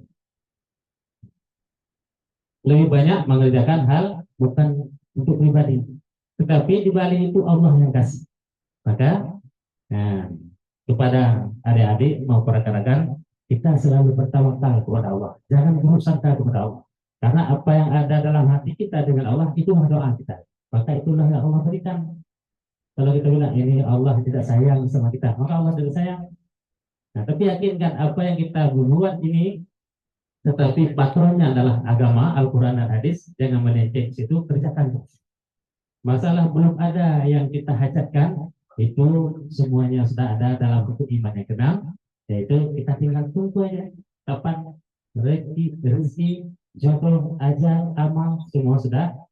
Sebelum kita dilahirkan, sebelum kita diciptakan, Allah sudah menyiapkan rezeki itu. Maka jangan takut pada rezeki. Karena sesungguhnya pada hakikatnya adalah rezeki yang menjadi kita, bukan kita menjadi rezeki. Rezeki sudah pasti ditentukan oleh Allah, tetapi amal tidak. Kenapa kita harus sibuk mencari yang sudah pasti? Maka jangan sibuk mencari yang sudah pasti, tapi carilah amal yang tidak pasti. Itu berbuat amal sebanyak-banyaknya dengan apa yang kita lakukan ini, yaitu memberi kepada hamba Allah. Nah, itu berbuat baik dengan apa yang kita miliki, kita kasih, maka Allah akan kasih lebih dengan janji Allah dalam Al-Quran. Wa yattaqillaha yaj'al lahu makhraja wa yarzuqhu la yahtasib. Wa may yatawakkal 'ala Allah fa huwa hasbuh. Maka kita tawakal. Apa itu tawakal? Tahu. Tawakal berserah diri. Kita menyerahkan diri kepada Allah dan kita senantiasa mengingat kita diawasi oleh Allah. Itu tawakal. Tidak cukup hanya menyerah diri kepada Allah, sudah serah kepada Allah. Kemudian kita waktu salat tidur, waktu belajar diabaikan, main-main. Tetapi ingat Allah mengawasi kita senantiasa. Allah alimun, tahu semuanya. Dengan ilmunya sebelum kita diciptakan sudah ada semuanya. Ilmu Allah. Basirun, Allah selalu melihat kita. Sami'un, Allah selalu mendengar kita. Maka kita negasi sifat itu senantiasa kita ingat untuk kita merasa tawakal bahwa kita selalu diawasi oleh Allah. Maka kita punya akhlak yang baik, kita tunjukkan agar Allah melihatnya kita berbuat baik, kemudian Allah ridha dan Allah memberi nikmat. Ya, tentang apa yang saya sampaikan sebenarnya panjang yang disampaikan, cuma ini hanya naik kepada masalah pokok tentang masalah relawan tadi. Maka bahasanya yang kita pakai relawan, bahasa adik-adik di sekolah, tetapi bahasa kami di pesantren adalah berakhlakul karimah. Menyampaikan. Maka untuk dakwah Islam kita relawan lebih gampang caranya dengan cara begini, tunjukkan sikap yang baik, kemudian apa yang disampaikan bisa tersampaikan, dan ingat kita menolong manusia dengan harap pada manusia, tapi harap pada Allah. Karena orang yang kita tolong itu belum tentu dia bisa menolong kita, karena Allah telah mentakdirkan orang fakir, orang miskin. Maka dia orang fakir itu walaupun kita kasih uang miliaran, dia tak pakai, tidak akan kaya. Tapi orang yang telah ditentukan Allah itu ditentukan oleh Allah kaya, walaupun tidak ada uang sama tadi kita tetap kaya. Orang kaya orang yang memberi, orang miskin orang yang pelit walaupun tidak harta. Dan digambarkan oleh Rasulullah. Hanya sekian dan demikian dari saya. Mohon maaf apabila ada kata-kata yang tidak sesuai ataupun yang tidak didengar. Maka dengan ini saya akhiri. Wabillahi taufiq wal hidayah. Assalamualaikum warahmatullahi wabarakatuh. Waalaikumsalam warahmatullahi wabarakatuh. Terima kasih kepada Abah atas arahan dan juga bimbingan. Bahkan ilmu dan juga membuka wawasan kita bahwasanya relawan itu enggak hanya di dunia ataupun di dunia kita kuliah ya, tapi juga relawan itu ada sumbernya. Apalagi kita ini semuanya muslim ya. Nah, kalau di luar sana ada teman-teman juga yang relawannya non muslim, tapi kebetulan di kita itu muslim semua, dan ketika kita kaji pada dasarnya itu agama mengajarkan kita untuk melakukan sesuatu itu ya tanpa dibayar, dalam tanda kutip itu ikhlas. Jadi tadi yang saya kutip sangat luar biasa. Banyak orang yang dapat hidayah tapi belum tentu dapat taufik. Jadi ini yang harus kita tingkatkan ke depannya. Hidayah teman-teman kita udah dapat, bukan vonis diri tidak dapat atau tidak ya, tapi kita udah satu jenjang, tapi ke depannya semoga kita juga mendapatkan taufik gitu. Jadi apa yang kita lakukan bermanfaat buat diri kita sendiri dan juga bermanfaat buat orang lain. Ini Mas Kozin juga udah bersama kita lagi, dan Mas Kozin bakalan membahas bagaimana relawan mengenai hal yang nantinya sekalian sesi penutupnya langsung dari Mas Kozin. Kepada Mas Kozin kami persilakan Mas.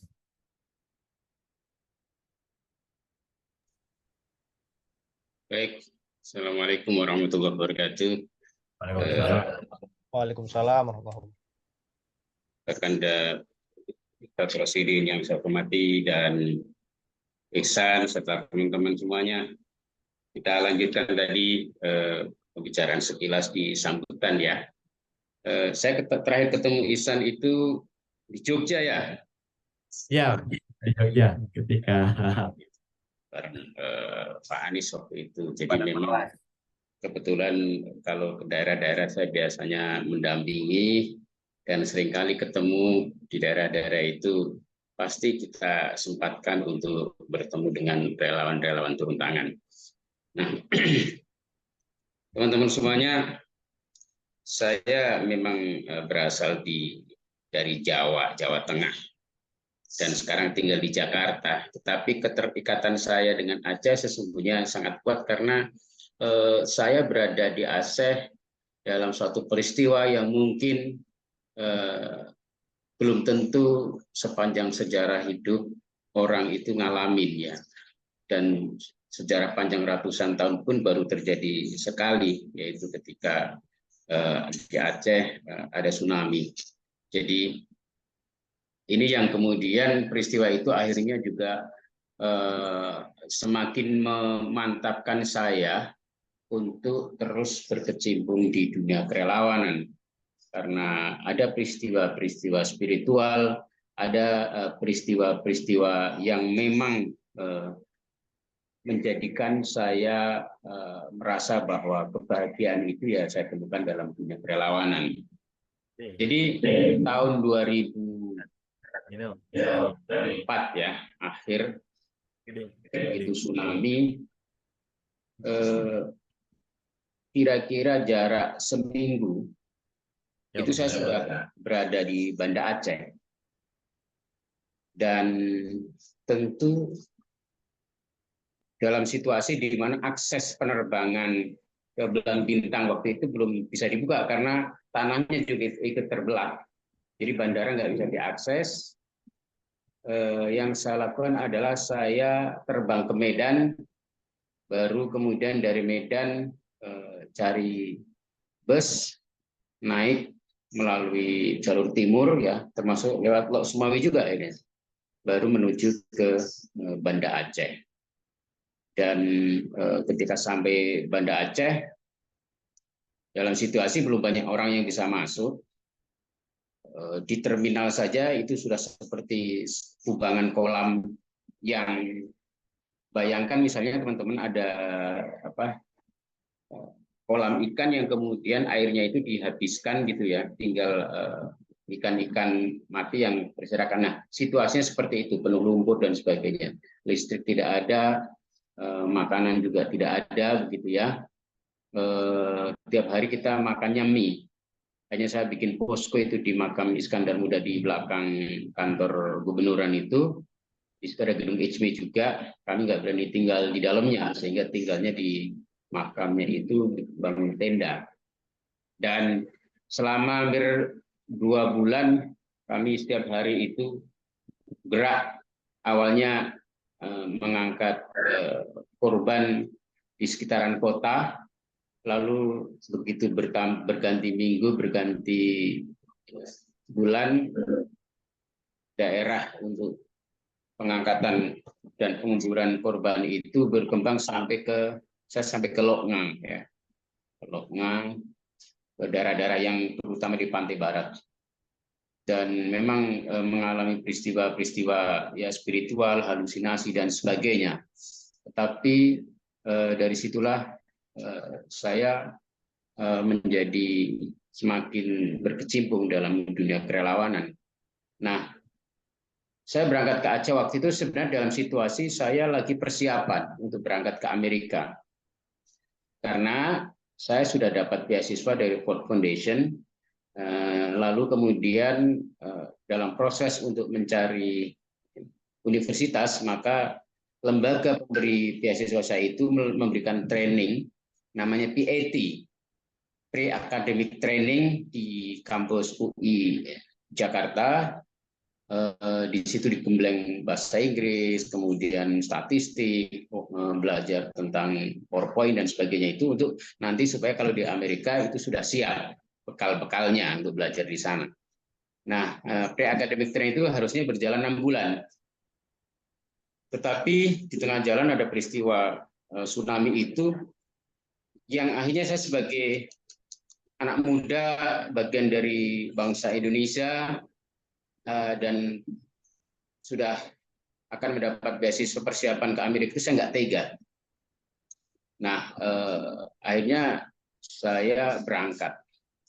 Saya ajak 1-2 orang teman sekelas gitu ya, ke sana, ke Aceh, karena murni rasa kemanusiaan dan rasa perasaan ada rekan satu bangsa yang saya tonton di TV itu, kawan-kawan mengalami musibah besar dan tangisan ya di mana-mana, itu yang membuat saya tergerak berangkat.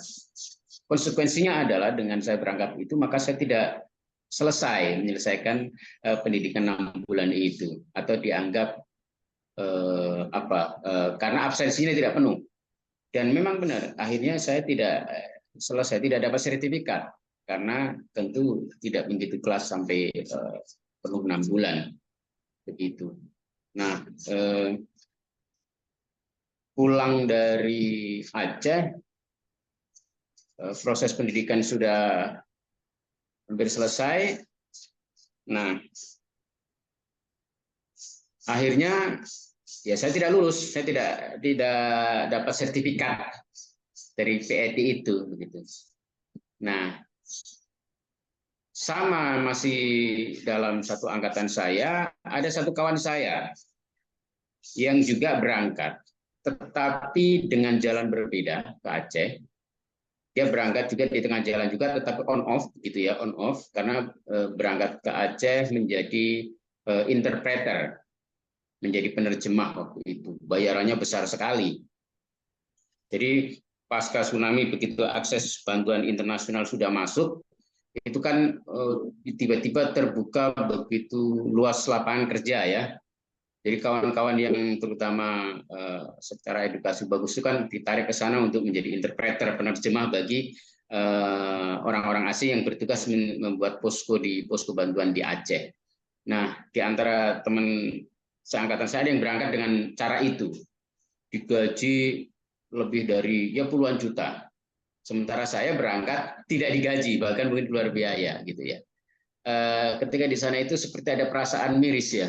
Perasaan mirisnya begini, ya Allah itu enak sekali ya dia gitu kan, sama-sama ke Aceh tapi dapat duit banyak, sementara saya susah gitu kan. Awalnya ada perasaan begitu, tetapi saya sekarang baru merefleksi, ternyata niat itu menentukan, karena saya berangkat dengan jiwa kerelawanan, tidak berpikir tentang imbalan, maka saya merasa Allah atur bukan imbalan, tapi atur jalan hidup saya yang kemudian bisa melakukan capaian-capaian yang di luar ekspektasi saya. Begitu. Jadi beberapa teman yang berangkat karena digaji itu on off dan dia bisa berangkat juga. Nah, yang saya karena tidak dapat sertifikat, maka awalnya ketika selesai dari Aceh saya kesulitan untuk bisa berangkat ke Amerika. Kenapa? Karena tentu sertifikatnya tidak dapat dan kemudian mendaftar beberapa kampus di Amerika juga sulit diterima. Nah, akhirnya sampai saya dalam tanda kutip itu ngalah, teman-teman. Ngalah itu gini, ya udah saya nggak berangkat ke Amerika, yang penting beasiswa tetap dapat, tapi kuliah di Indonesia gitu. Karena foundation waktu itu boleh kalau mau kuliah di Indonesia. Akhirnya saya kuliah di IPB waktu itu.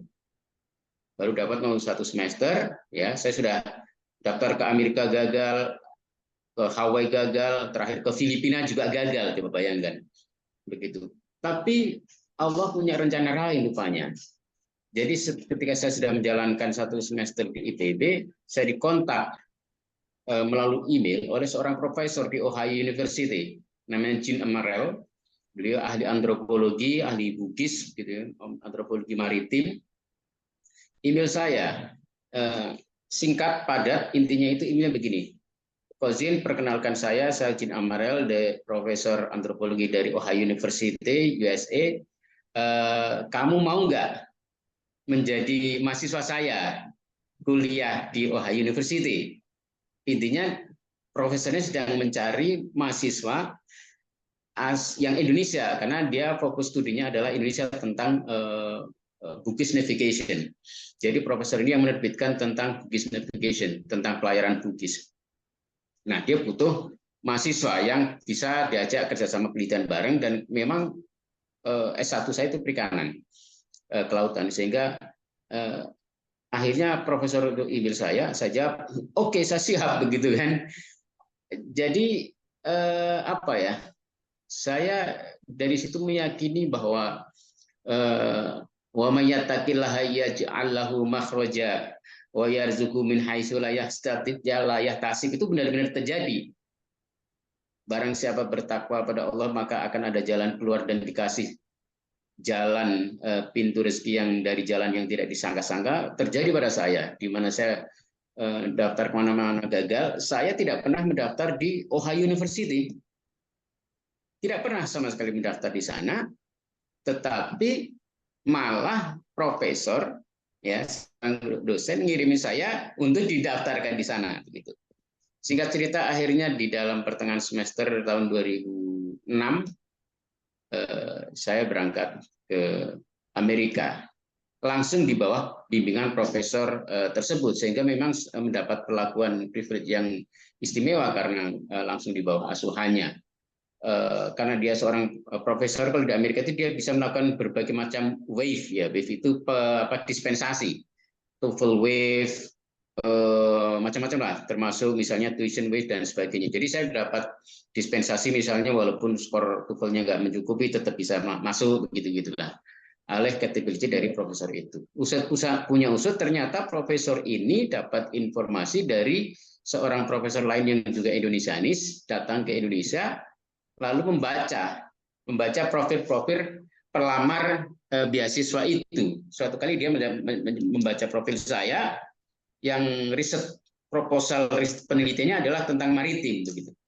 Jadi dia merasa cocok, akhirnya dia yang email saya. Akhirnya saya bisa studi di sana. Tidak hanya studi tapi beraktivitas. Saya sangat aktif, termasuk aktivitas kemahasiswaan kerelawan di Amerika, ya, aktivis lingkungan juga, begitu ya.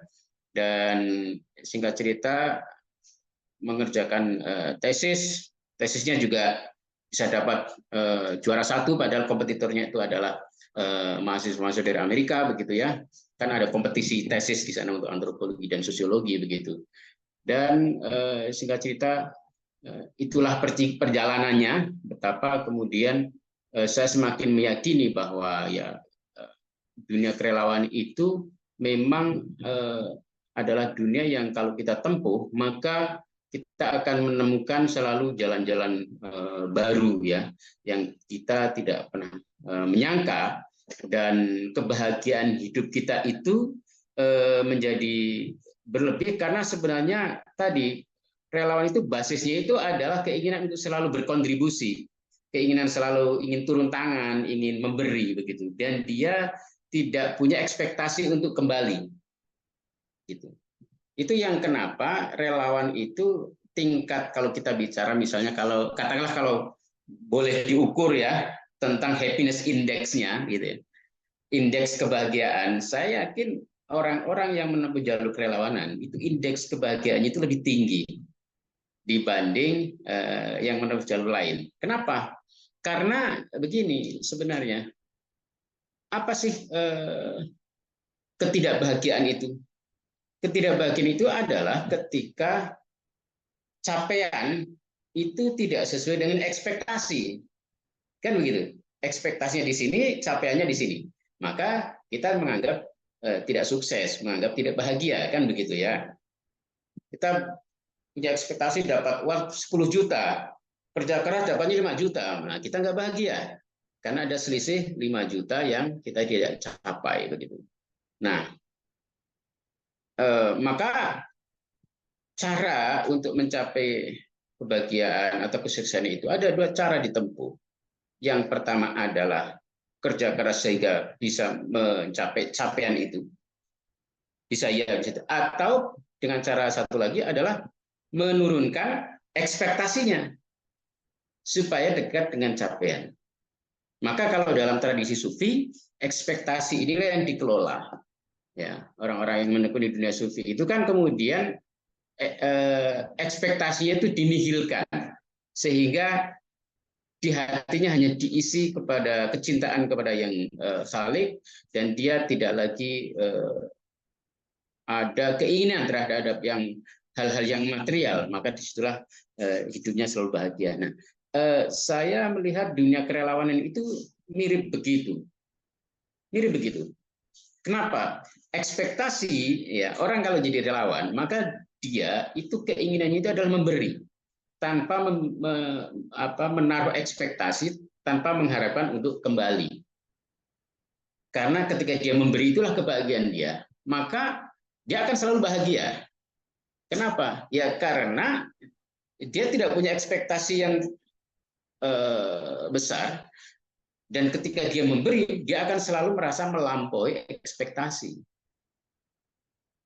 Dia akan melampaui ekspektasi itu karena ya dengan aktivitas berkontribusi. Suaranya Mas nggak kedengaran.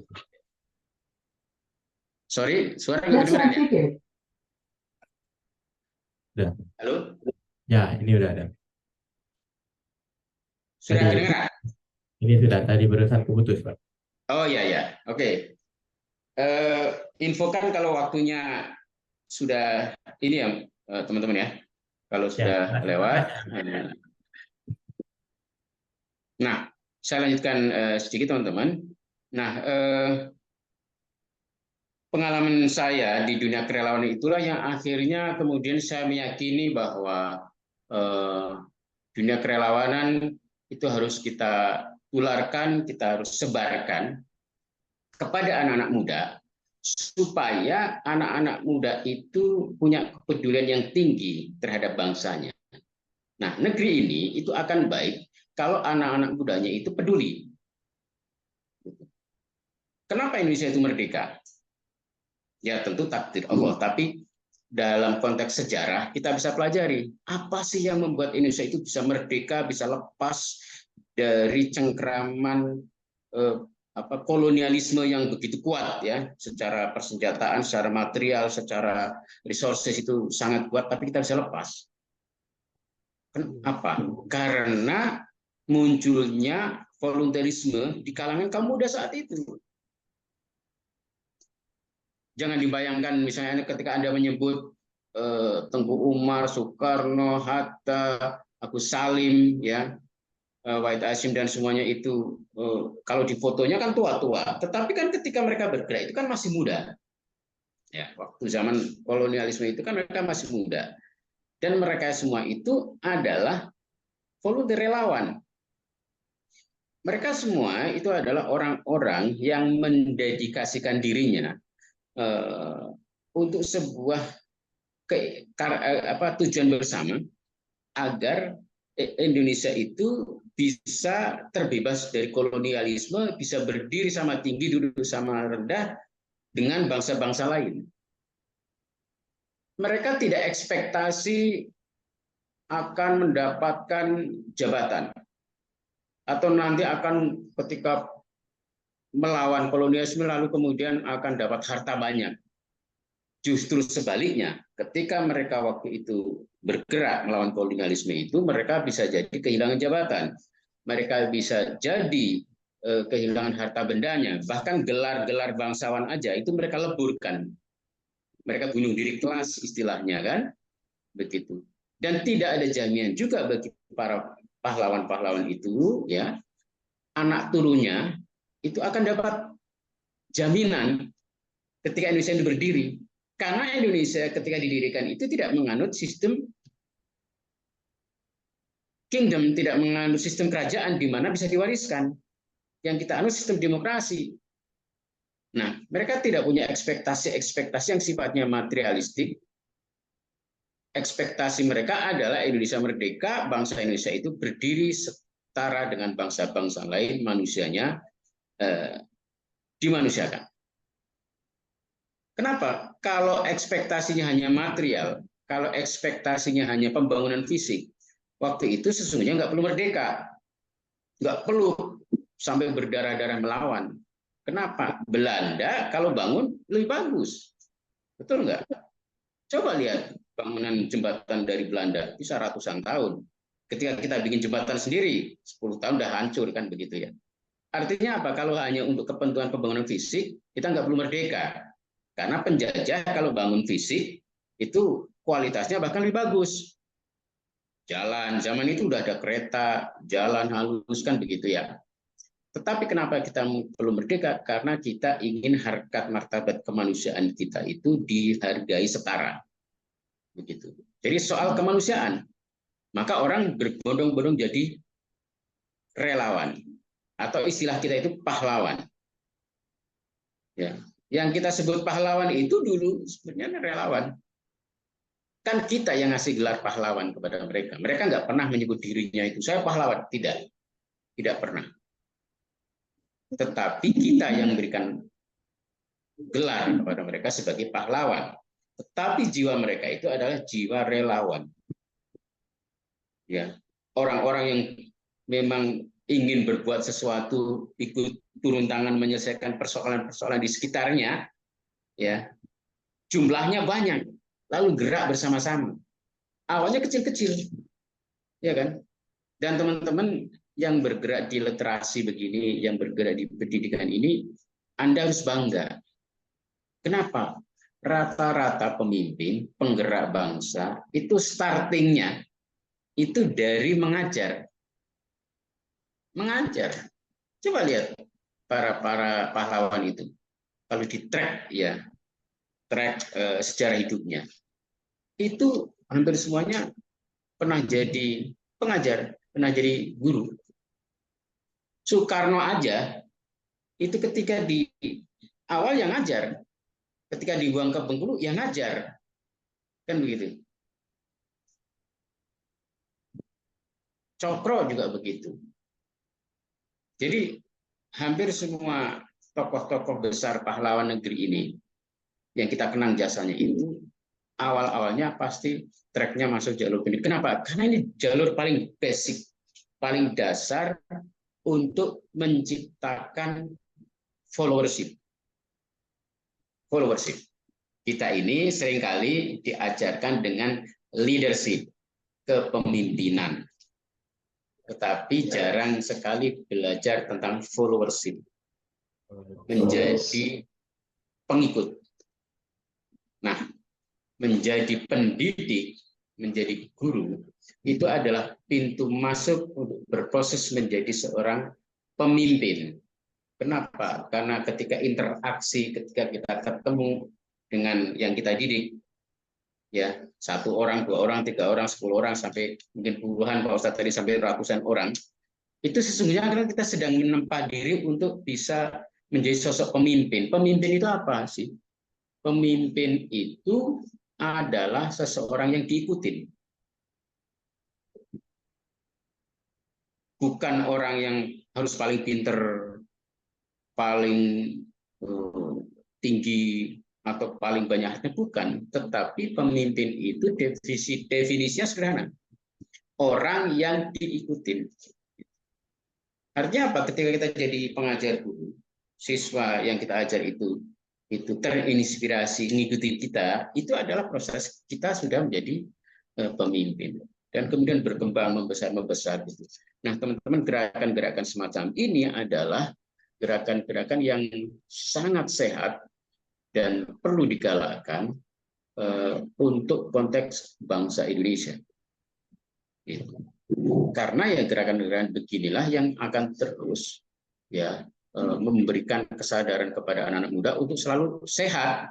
Sehat itu artinya apa? Anak muda itu berproses tumbuh menjadi dewasa, menjadi orang tua dengan proses yang memang sebenarnya tidak terjerembab kepada pergaulan bebas, tidak terjerembab kepada obat-obatan terlarang, tidak terjerembab kepada pragmatisme yang akhirnya itu tidak punya, ya harus mengkerdilkan idealisme, begitu ya. Nah, begitu kira-kira teman-teman dari saya. Silakan nanti saya kembalikan waktunya kepada moderator. Terima kasih. Terima kasih Mas Godin atas kesempatannya. Sekaligus saja Mas, dikasih waktu bareng 2 menit untuk sesi closing statement-nya. Baik, teman-teman semuanya, pagi menjelang siang hari ini kita berinteraksi dengan menggunakan medium teknologi, dan itu adalah hasil dari proses kreativitas anak-anak muda ya. Dan dari sini kita melihat betapa dunia berproses begitu cepat. Nah, dalam proses perubahan dunia yang begitu cepat, bagi anak muda tidak ada pilihan lain selain harus bisa mengikuti ya proses perubahan yang cepat tersebut. Kalau kita mau naik angkot, atau kalau kita mau naik katakanlah kereta, atau mau naik kereta ya, pada kereta yang sedang jalan dan dia tidak mau berhenti, maka cara satu-satunya bagi kita supaya bisa naik, kita harus lari dulu sesuai dengan kecepatan dari kereta itu, lalu bisa loncat ke dalamnya. Jika tidak, kecepatan kita lari, maka kita akan kepental. Gitu. Oleh karena itu, kita harus membekali diri. Membekali diri dengan kuncinya itu 2, kompetensi dan integritas. Jadi kita harus milih kompetensi yang cukup, kita harus punya integritas. Kompetensi yang cukup tanpa integritas, maka kita akan mencapai pada puncak-puncak kesuksesan yang tinggi, tetapi ketika sampai puncak kita akan patah. Karena kemudian kesuksesan itu propos, dan ketidakintegritasan kita membuat kita akhirnya harus jatuh lagi. Kita punya integritas tinggi tetapi tidak punya kompetensi, maka kita hanya akan menjadi orang baik, tetapi tidak akan pergi kemana-mana, tidak akan bisa melakukan perubahan, tidak akan mencapai puncak-puncak baru. Kenapa? Karena orang baik saja tanpa punya kompetensi, itu dia tidak akan bisa membuahkan karya-karya baru, tidak akan bisa memengaruhi orang lain. Nah, 2 bekal ini teman-teman menjadi kunci bagi teman-teman semuanya nanti ke depan ya. Semoga ini bisa menjadi bekal bagi kita semuanya, dan terima kasih. Semoga waktu kita bersama ini menjadi waktu yang manfaat, efektif, dan insya Allah berkah buat perjalanan hidup kita ke depan. Terima kasih. Assalamualaikum warahmatullahi wabarakatuh. Waalaikumsalam. warahmatullahi wabarakatuh. Terima kasih Mas Kodin atas waktunya. Dan teman-teman juga harus ketahui Mas Kodin ini adalah tim ahli Gubernur Anies Baswedan. Jadi ini Mas Kodin juga bersama kita. Maka ketika kita teman-teman mau suatu saat Mas Kodin pasti hadir ya Mas. Sekarang kamu pustaka harus hadir ya. Siap, insya Allah. Semoga ya. Oke, terima kasih. Saya Amin. kita kasih closing statement dari Bang Al 2 menit dari sekarang ya Bang ya. Terima kasih. Wah, ya saya sangat berterima kasih sekali kawan-kawan tutor mau hadir di hari weekendnya. Biasanya kan anak muda tuh punya agenda sendiri ya. Kalau udah weekend itu pasti banyak agendanya, tapi teman-teman bersedia meluangkan waktu untuk hadir dan luar biasanya bisa mengikuti sampai sesi ini selesai. Dari saya, apa yang telah disampaikan oleh Mas Kosin tadi, juga disampaikan oleh Abah Rashidin, kiranya teman-teman bisa menjadikan catatan sehingga teman-teman bisa menjadi pribadi-pribadi yang luar biasa di kemudian hari. Dari saya itu saja. Terima kasih banyak Ihsan dan kawan-kawan. Wassalamualaikum warahmatullahi wabarakatuh. Waalaikumsalam warahmatullahi wabarakatuh. Terima kasih Bang Al yang saat ini domisili di Jakarta. Nanti ketika pulang ke Aceh, ini Bang Al tepatnya di Biren. Jadi nanti hadir ke Rangka Pustaka ya Bang ya. Kita harus bersama-sama di sini menyatukan misi terbaiknya. Oke, terima kasih Bang Al. Dan juga terakhir dari pemateri pada hari ini ada Abah Rashidin. Kita minta closing statement-nya kepada Abah. Terima kasih pada rekan-rekan maupun tadi dari Bang Fadil dan Bang Al. Maka kepada keduanya mohon ya kita doakan semoga selalu sehat dan selalu dalam lindungan Allah Subhanahu wa taala. Semoga dia bisa membimbing kita semua untuk tetap bersama dan bersatu untuk mewujudkan cita-cita, yaitu Rangka Pustaka ini agar maju ke depan dan bisa bermanfaat untuk masyarakat khususnya Aceh Utara dan umumnya kepada Indonesia. Insya Allah kita doakan agar semua kita juga diberi sehat oleh Allah SWT.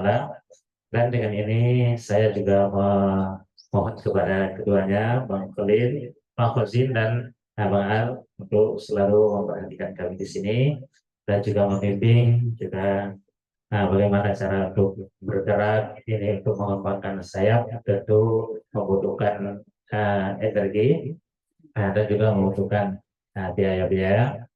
Semoga ditunjukkan jalan kemana kami menuju agar kami bisa memperoleh untuk kejayaan ini, dan kita dengan apa yang kita kerjakan inilah yang akan kita petik nanti setelah kita meninggalkan alam ini, agar ini kita tinggalkan kepada anak-anak kita atau kepada masyarakat untuk jangan salah digunakan, agar Allah selalu memberi ridha dan pahala kepada kita nanti.